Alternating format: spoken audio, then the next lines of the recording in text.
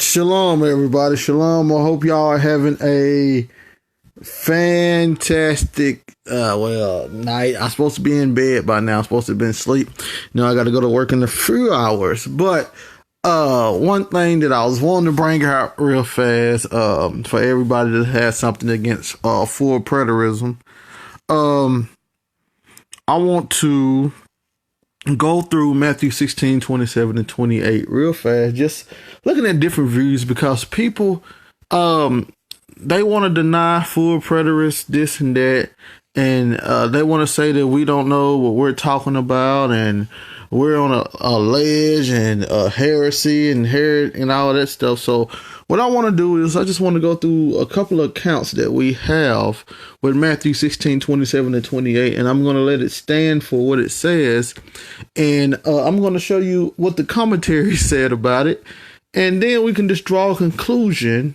What do you think that Christ was actually saying? What do you think Christ was teaching? So this is from the King James Version Bible. This is my King James Version Study Bible where I do my own references. So now, Matthew 16, 27 and 28. This is what it says. This is Christ's discourse with his disciples. It says, "For the Son of Man shall come in the glory of his Father with his angels, and then he shall reward every man according to his works. Verily I say unto you, there be some standing here which shall not taste of death till they see the Son of Man coming in his kingdom."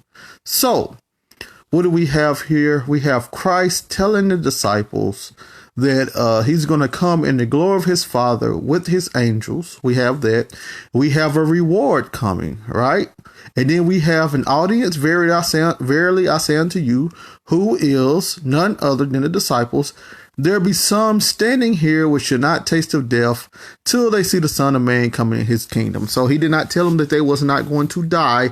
He told them they was not going to die. Some of them would not die until they saw him coming in his kingdom. So there's no place for a bodily resurrection right there. But we can go there later on. Let's just see what everything says. So in this little study Bible, it says in 16, 27 through 28, martyrdom was a very present reality to Christians in the first century. In fact, by the second century of Christianity, discipleship held the threat of martyrdom to many. Jesus add a dramatic note to the discussion. Those who seek to save their lives by denying him, will be judged by this at the end of the age. So you see how this commentary skipped over the whole entire thing that Christ said because they didn't know what to do with it. They couldn't handle what Christ said, so they go off in left field talking about things that has nothing to do with what Christ said. So we're going to take this to the side, right? Because we understand they had no answer to what Christ said. So now I have my complete Jewish study Bible, Insights for the Jews and Christians, eliminating the Jewishness of God's word. So now let's go into this Bible and read the same Matthew. It's a Matthew 16, 27 and 28 from the Jewish study Bible. And let's see what it says from their point of view. 27 and 28. "For the Son of Man will come in his Father's glory with his angels, and then he will repay everyone according to his conduct. Yes, I tell you that there are some people standing here who will not experience death until they see the Son of Man coming in his kingdom." So this is way more powerful than what the regular King James Version said. You see, this Jewish Bible is supposed to word things more in the Jewish mindset, more in the Hebraic mindset than the King James Version Bible, who gives you more of a Church of England a Shakespearean mindset per se.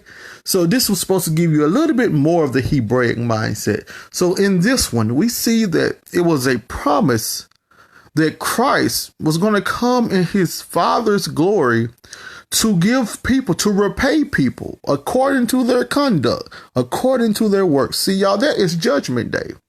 And then he goes on to say, yes, I tell you that there is some standing here who will not experience death. See, one of the King James Version said taste death. Here it says experience death. So some of them will not experience death until they see the Son of Man coming in his kingdom. So we have Christ once again saying that some of them was not going to experience death until. So he didn't tell them that they wasn't going to die. So this takes away that whole physical death thing, because he knew that they was going to die. He knew physical death was always a plan. He was talking about spiritual death. The new covenant is a spiritual covenant. So why would the new covenant be spiritual? Why would the laws be written on your heart or your mind, which is spiritual? Why would you have to have faith in order to please the Father, which is spiritual, or belief? Why is it that only people that had faith could please the Father? You can only worship the Father in spirit and in truth. The Holy Spirit had to come down and overtake those in order for them to enter into the new covenant. Everything is based on spiritual things. But now we want a physical body coming out of a grave, and we want a physical kingdom, and we want physical death to stop. Meanwhile, everything in the new covenant was spiritual. But let's go on. So now we have Christ making a statement, a straight up statement, saying the same thing, that they were not going to experience death. So now, this is the second look of it. So now, let's go into what we have here, which is the pulpit commentary. Y'all saw I got it for $2.98 at a thrift store. We have the pulpit commentary, a commentary that a lot of pastors use. So let's look at the pulpit commentary and let's see how these futurists how they tackled with Matthew 27 and 28. Because in my King James Version Study Bible, they really couldn't tackle it. Let's see if the Jewish people tried to tackle it. Nope. The Jewish people skipped right over it themselves. They said they wasn't finna mess with those verses. So now you have the pulpit commentary who has no choice but to mess with the verses because they break every verse down. So let's see how these futurists either butchered or agree with what Christ said. It said, "For the Son of Man shall come.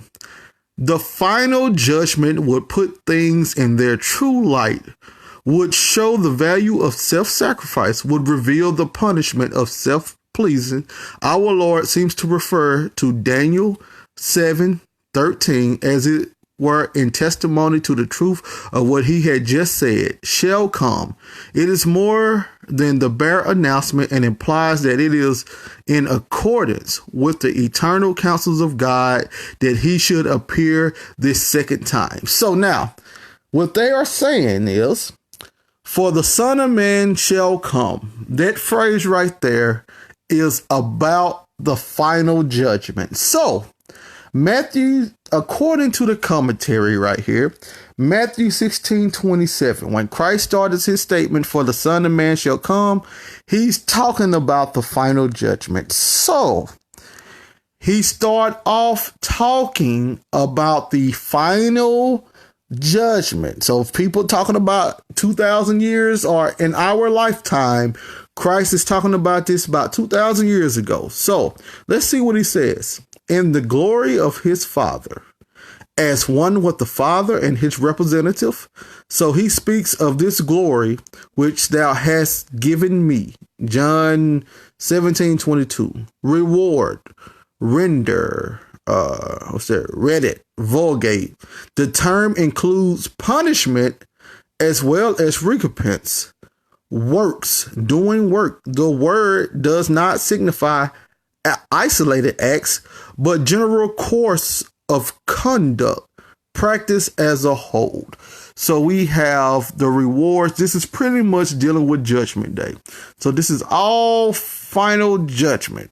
So now, what up, cuz? So now when you get to verse 28, this was what put the nail in the coffin. This verse has always been a crux to commentators who cannot decide what is the event to which it refers. See, it's too easy to say that it means exactly what it says. So the commentaries wrestle with verse 28 because they don't want it to mean what it say, so they wrestle with it. So let's listen to some of the wrestling they're doing with it. This verse has always been a crux to commentators who cannot decide what is the event to which it refers. Now, Christ said it was all in the same event, but anyway, many taking it in connection with the preceding announcement refer it exclusively to the day of judgment. That's what Christ referred it to. But anyway, but this ideal is not compatible with Christ's assertion that some present shall see it ere they die or before they die. See, this is the futuristic idea. They're saying that it can't have to do with judgment because it said that this was going to happen before they died. And we know that judgment ain't occurred yet. Our judgment 2,000 years later, so it haven't happened, so it doesn't make sense.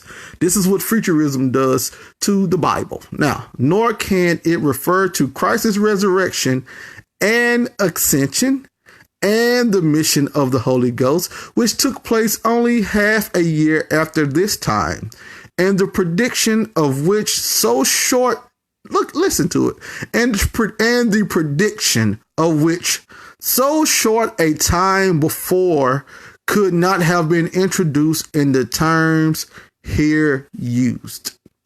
Other expositors, and some of great name agree that the event to which Christ alludes is his transfiguration, narrated in the next chapter.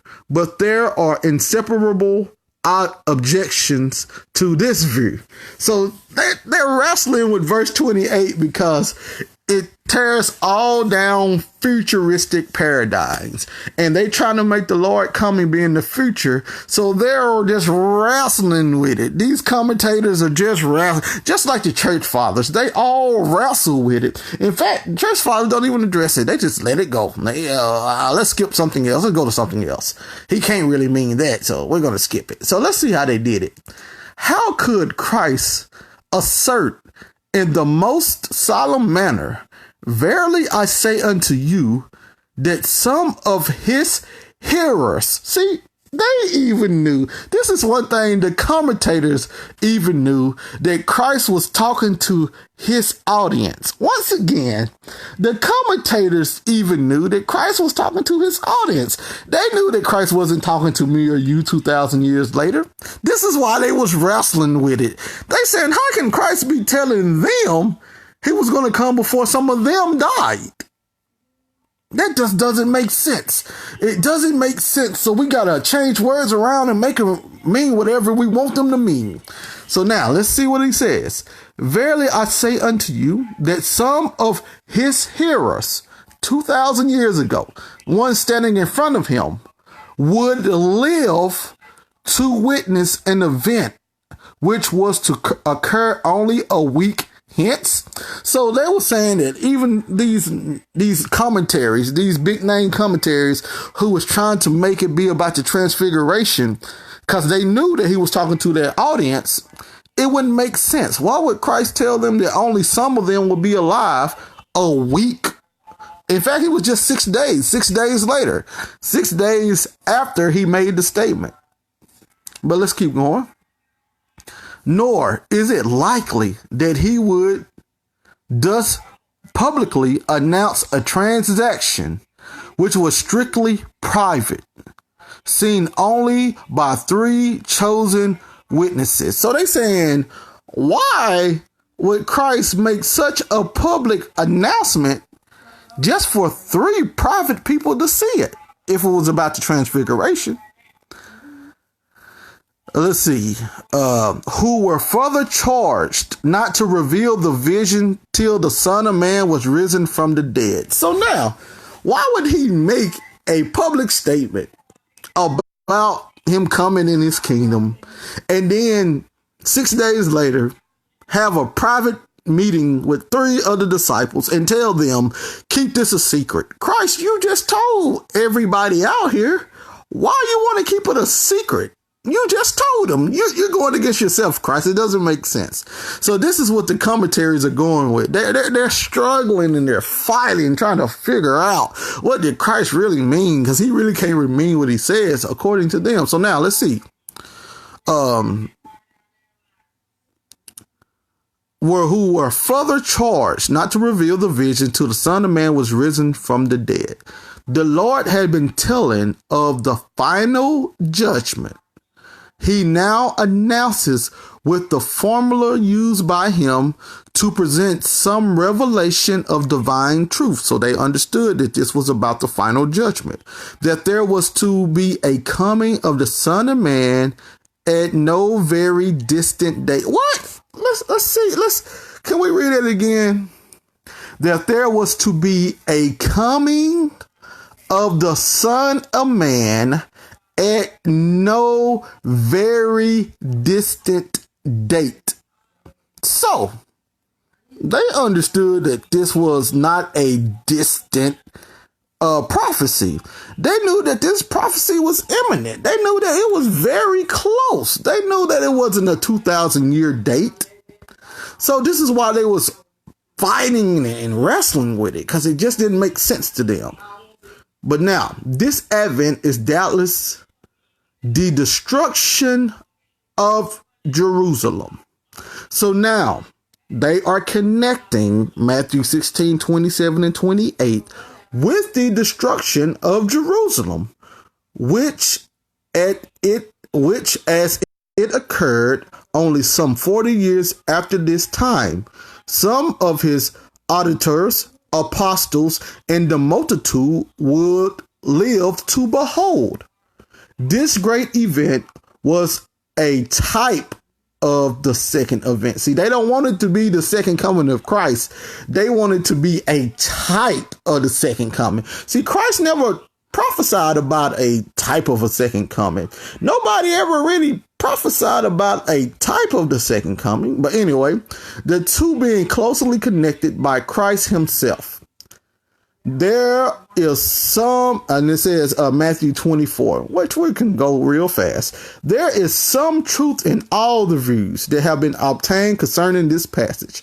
Now listen to how they try to break it down. The prophecy unfolded itself by degrees. I'm sure it did.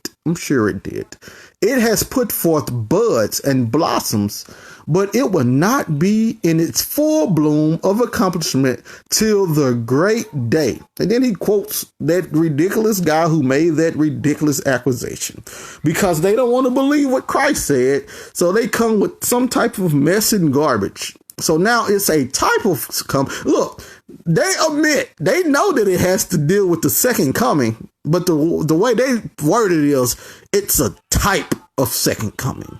It's a type of the second advent. No, it ain't the second event. It's a type. So they knew it had to do with the second event. But anyway, advent.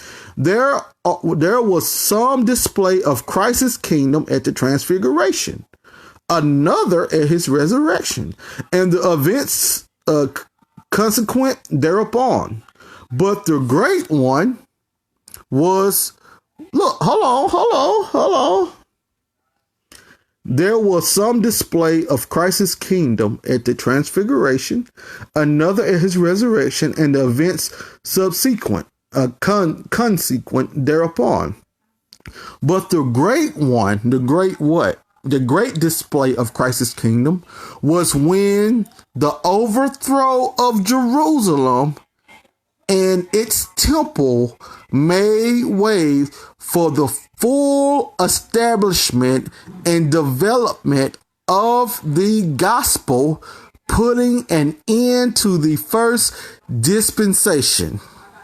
So, even the commentaries understood the importance of the destruction of the temple in Jerusalem in 70 AD. They said that marked the time, in other words, showing the kingdom. In other words, bringing in the new covenant, ending that old covenant. Now look what they said. Some standing of them that stand here.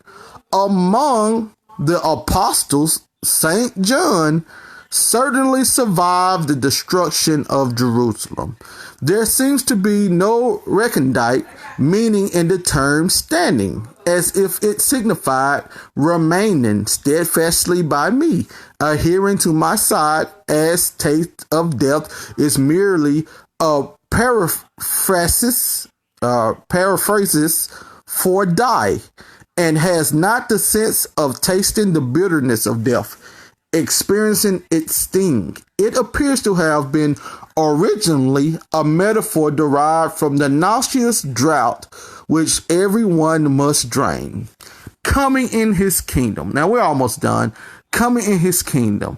Not into his kingdom, but in the power and glory that appertain to his kingdom. So, not a literal kingdom coming, but the power and glory coming. But look, not that he will personally, listen, even the scholars, even the commentaries, even the scholars knew this. Look at this. Not that he will personally appear, but his mythical presence will be seen by its effects. The judgment on the Jewish nation, the establishment of a spiritual yet visible kingdom in the place of the old covenant.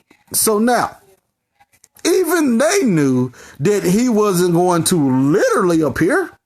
They knew that it was going to be the judgment that appeared. Even they explained that.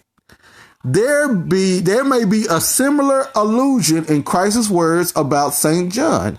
If I will that he tarry till I come, and this generation shall not pass till all these things be fulfilled, where the dissolution of the Jewish polity is the event signified. So even they understood that Christ's coming in his kingdom was not a literal him coming in the kingdom, but it was the presence of his judgment.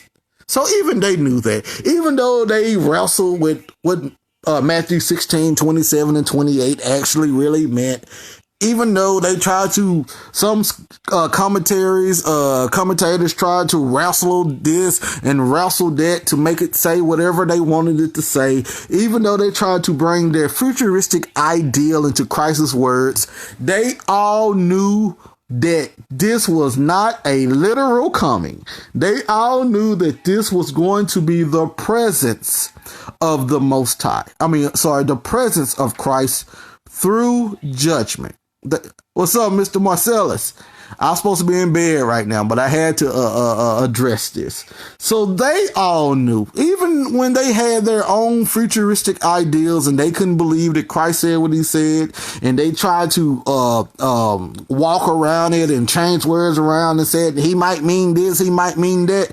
They all understood that his coming was going to be judgment upon Jerusalem. So now, let's wipe that out the way and let's go right back to the King James Version Bible.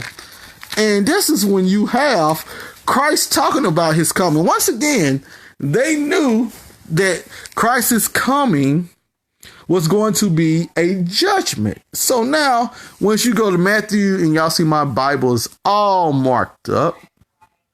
Once you go to Matthew 24 and verse number 30,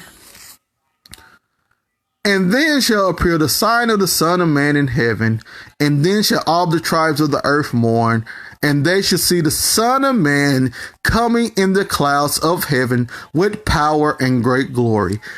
Even the commentators, the futuristic commentators, knew that this was not physical. They knew that this was a symbolic statement dealing with the judgment from Christ. So they knew wasn't no man finna pop out the sky and save humanity from their wickedness. This was a judgment against God's people, because God's people was the focal point in this covenant. This book, a majority of this book, I say 85% of the book, is about God's chosen people as a focal point. So we got to read things dealing with the main point, or the focal point.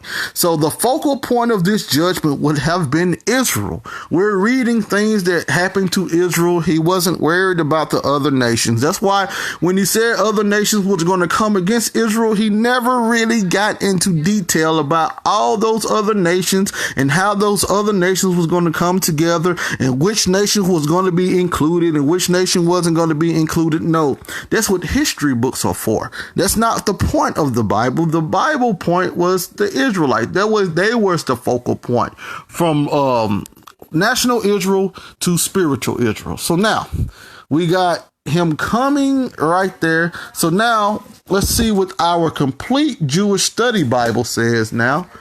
Let's see how they word it, and then I'm gonna see how the commentators worded it, and then we can call it a night. And then they got all the words in black when they know this is pretty much poetic, symbolic language. So now you see they got the sun will grow dark, the moon will stop shining. So they got all of that in black because they know that it's parabolic language and it's pulled from other places. So now you have it right here, verse 30. Then the sign of the Son of Man will appear in the sky.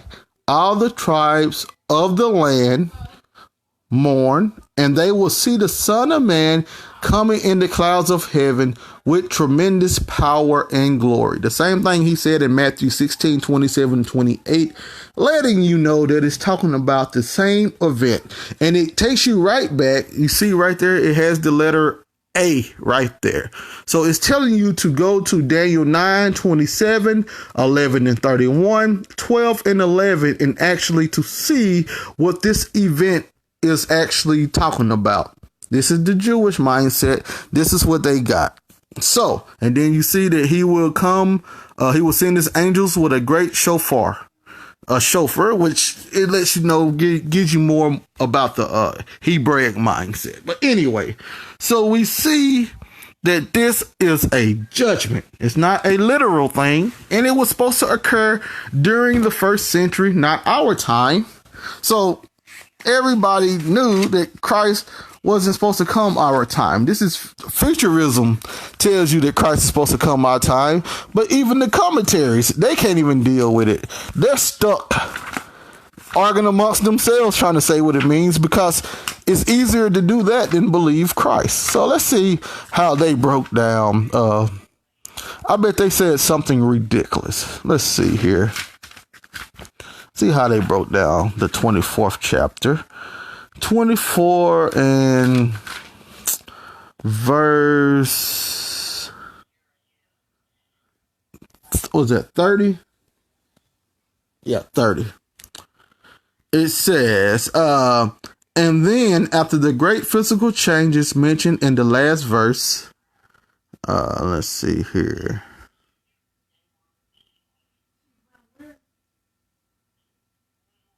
Oh, Lord. I would read it. I'm going to read it.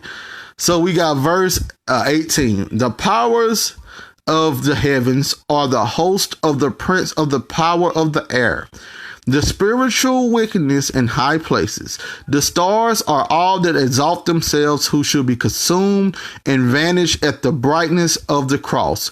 But more generally, the luminaries are explained in a good sense. The sun is Christ, or his truth, which shall be obscured in the last days. The moon is the church, darkened by heresy and unbelief, and borrowing no light from its sun. The stars are they who once were foremost in the faith, but now shall fall from their steadfastness, or be unable to diffuse light owing the gross darkness and mistiness of the evil days. In other words, they're saying that the sun not giving off the light, the moon not shining, the stars falling from heaven are metaphors, symbolic language, symbolism. That's all they're saying. It doesn't mean literal elements. It's metaphors. So once you read the Bible, once you go to verse 29, let me see here.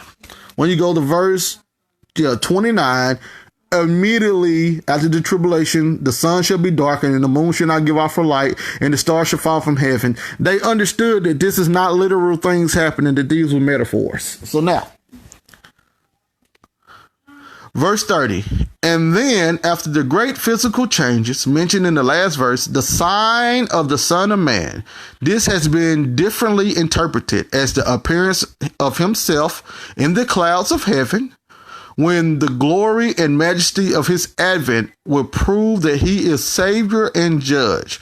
But this explanation seems to confuse the sign and that which it represents, the token of Messiah and Messiah himself who cometh afterwards.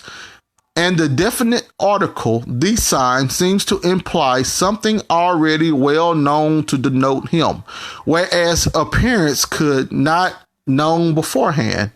A star which shall herald his second coming, as a star announced his birth. This which is Al-Shihon's, suggestion is entirely arbitrary and has nothing to support it, especially at the meaning of the star would not be directly intelligible to all men. More people, this was doubtless will be manifested and will indeed a token. In other words, they're confused because they don't want it to believe what it says. So they got to try to make up things what it really means. The presence of God, but could not be recognized at once as the sign of the Son of Man. We come to what has been the almost universal interpretation of the fathers and early commentators, who saw in the sign the cross of Christ, which is indeed the ensign and standard of the gospel. So they're trying to say that the sign was the gospel. Nothing equally with this can characterize the Son of Man, the emblem of his humiliation and his triumph.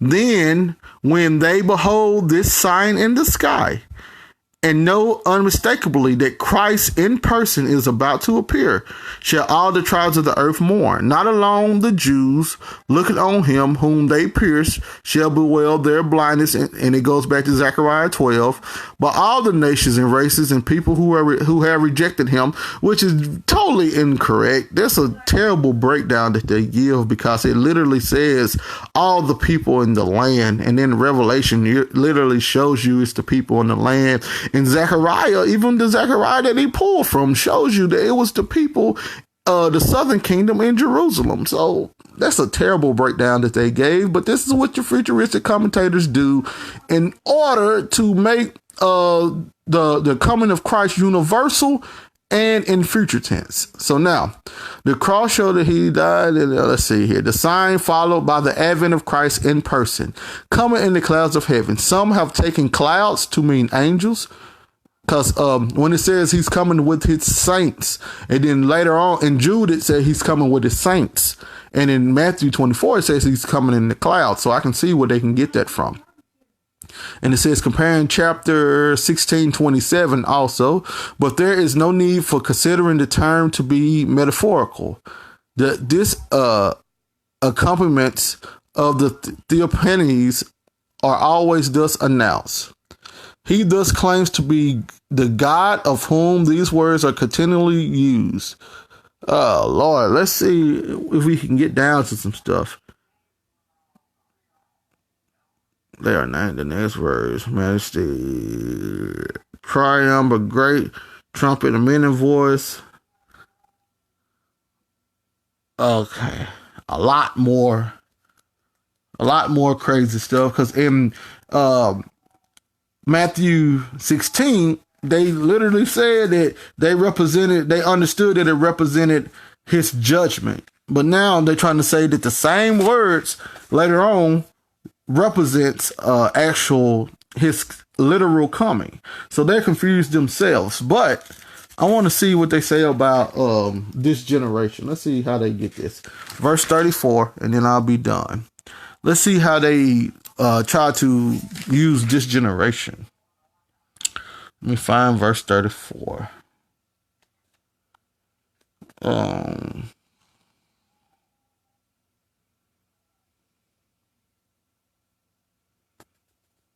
So we got verse 35, 36. All right, here we go. Just this generation. Our Lord's assertion has given rise to skeptical observations, as if his prophecy had failed. Okay, so these people are saying the prophecy failed.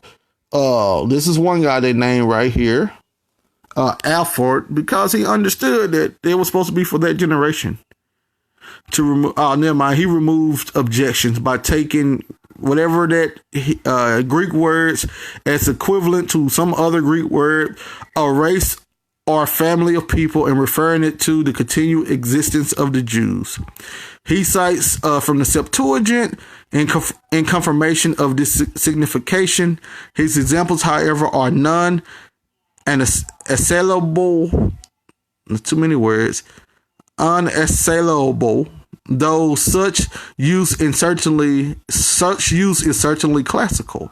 But at the same time, it is unlikely that Christ should thus indefinitely postpone a period of infinite importance to his hearers.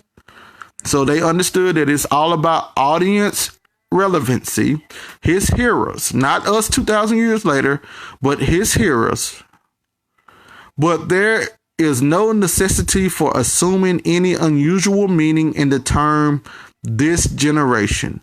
Its plain and obvious reference is to the contemporaries of the speaker, or those who shall live some 30 or 40 years longer. This period.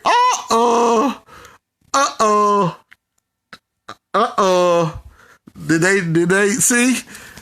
Even they get the, y'all, we are in the pulpit commentaries, and even they get themselves in the pickle with all of this futurism stuff. So this is how they explain this generation.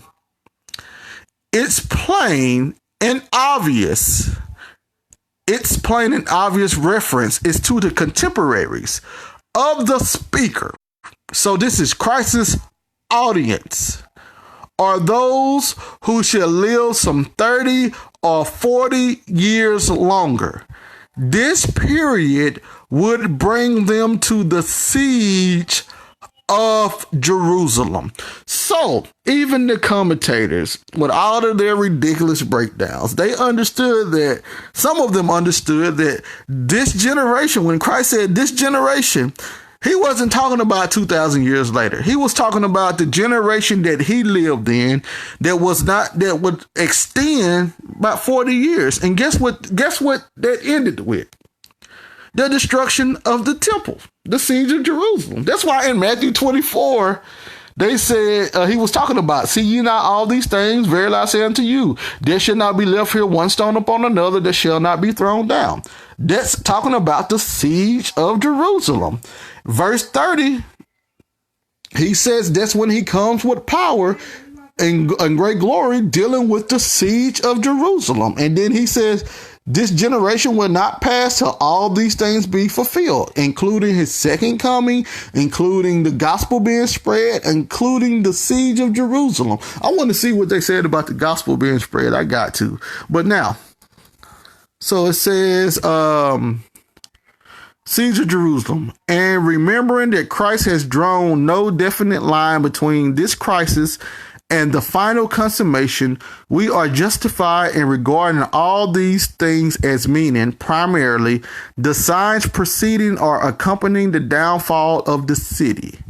In the secondary sense, so now this is when we find this is how we try to escape In a secondary sense, this generation may mean the spiritual Israel, the generation of them that seek the Lord. All these things shall surely come to pass, says Chrysostom, and the generation of the faithful shall remain, cut off by none of the things that have been mentioned. For both Jerusalem shall perish, and more parts of the Jews shall be destroyed. But over this generation shall not prevail. Not famine, blah, blah, blah, this and that.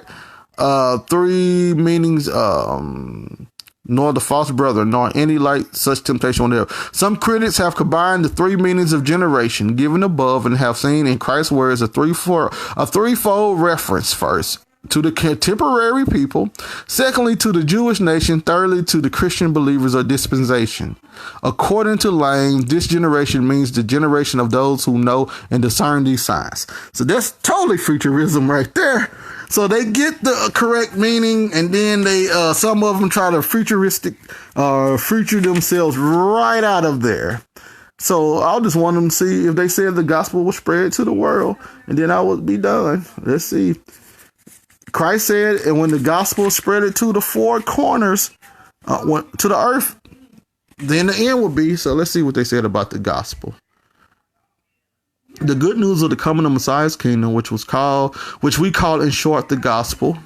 The God of Christ was reconciling the world unto himself.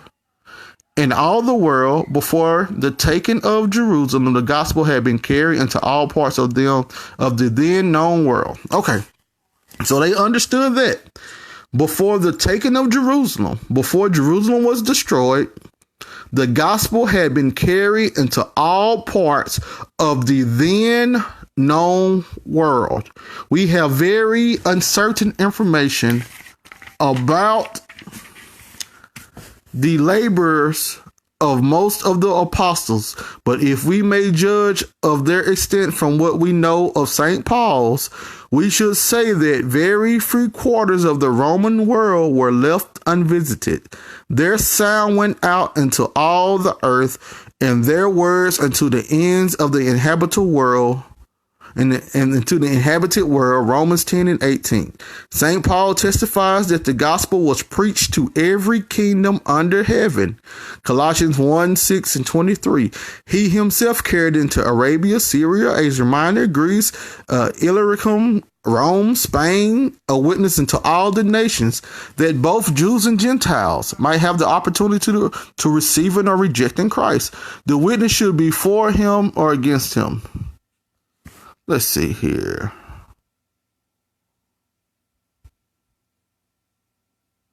So in the present age, we are not to expect more than that Christian mission shall reach the uttermost parts of the earth, that all nations shall have saved. This is we son of man. Let's see here. And then when all the signs, especially the one last name, shall have appeared, shall the end come, primarily of Jerusalem, secondary of this world or this age. So now this is what futurism do. They add stuff to the scriptures or add meanings in order to throw it off. But it said right there literally that the gospel had reached the habitable world by Paul. So what does it say right here? And this gospel of the kingdom shall be preached into all the world for a witness unto all nations, and then shall the end come. And even the commentators understood that the gospel actually went to the whole world. So that means the end had to come. You see how they kept saying this is going to be a spiritual judgment. This is going to be about Jerusalem. And then later on, you got these people saying, well, no, it couldn't have been about Jerusalem. It couldn't have been this and that. Christ really got to come on clouds. See, this is what futurism do.